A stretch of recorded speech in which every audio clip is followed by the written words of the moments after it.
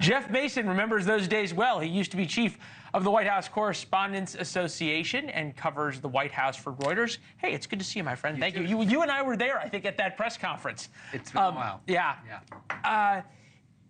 What strikes me more than anything is how surprised this White House is by how quickly the press, I want to say, shifted on them. Yeah. Fair?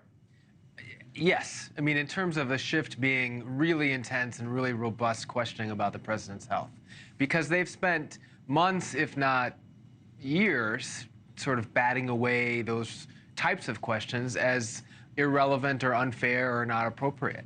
And by and large, the press sort of went along with that, and there was not a lot of hard-hitting stories about President Biden's health. And now all of a sudden, there is.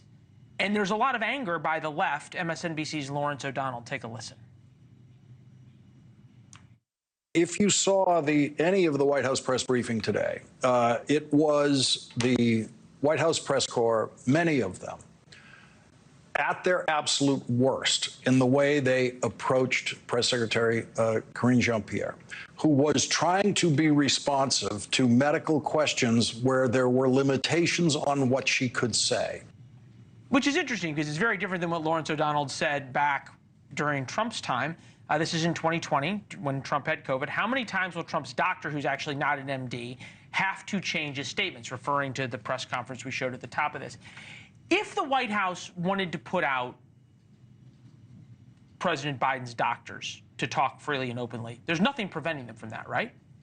Well, I don't think so. I mean, I'm the wrong guy to ask. You have to ask the White House that. But I guess what I'm trying to say is, from the White House press corps' perspective, what seems to not be being answered that needs to be? Well, if you look at yesterday's briefing, there was just a list of questions about this man, this doctor who had come to the White House who is a neurologist. And it turns out, I think the answer is that doctor never looked at President Biden, other than the 3 times over the last 3 years in which he had a neurologist look at him for his physical. But they weren't able to say that, and it sort of came out. Karine implied that, and then the Dr. O'Connor ended up more or less saying that in a letter that came out later last night. Yeah, but that's but it didn't more come or less. out I in think that it's interesting. briefing. Here's the letter. Dr. Kennard was the neurologist specialist that examined Biden for each of his annual physicals. Fine. President Biden has not seen a neurologist outside his annual physical. That leaves open a lot to interpretation. Dr. Kennard was chosen for this responsibility not because he is a movement disorder specialist, but because he is a highly trained and highly regarded neurologist. Again, none of these either A, close the door, or B, allow the press to ask and receive basic answers to the questions, right? You know, I spoke to a former White House official yesterday, and that official said that they had been treated by this doctor for, I think it was migraines. Okay. So to me, that was quite interesting because it was sort of filling in the blanks that the White House spokesperson and the White House writ large wasn't doing. They're trying to suggest this is a doctor who treats other people on campus. I think that's probably very true, but you're right. They left this. Other things could be true. They left this big opening of, you know, why else was he here, and especially at a time when there are questions about the president's cognitive ability. Is the White House going to be able to go back to nothing to see? We're not going to answer questions about the president's health. It's all a conspiracy theory. Well, I don't think you can unsee the debate. And the White House knows that. The Democratic Party knows that. The Republican Party knows that. The job I think that President Biden and his advisors right now are trying to fulfill or trying to do is to show that that was a one-off.